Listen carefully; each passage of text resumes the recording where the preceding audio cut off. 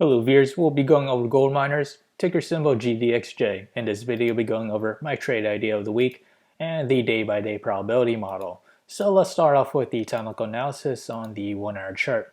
We have now reached to positive MACD and we're nearing overbought levels with the RSI. We're currently encountering resistance with the 200 moving average at the price of $56.14. As we extend out to the 4 hour chart, we are about to approach to positive MACD and we're now off of oversold levels with the RSI.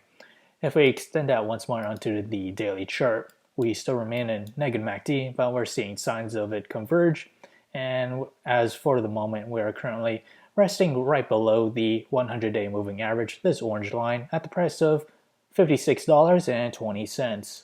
So for the trade idea of the week, my position size will be less than 1% of my portfolio. My long entry will be at $53.50, which is this range right here, and that coincides with two support levels that dated back to September 24th as well as November 2nd.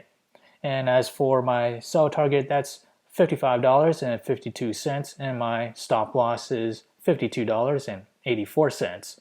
On the other hand, if I were to open a short position, my short entry will be at $56.20, and that coincides with the 100 moving average, this orange line, at this range.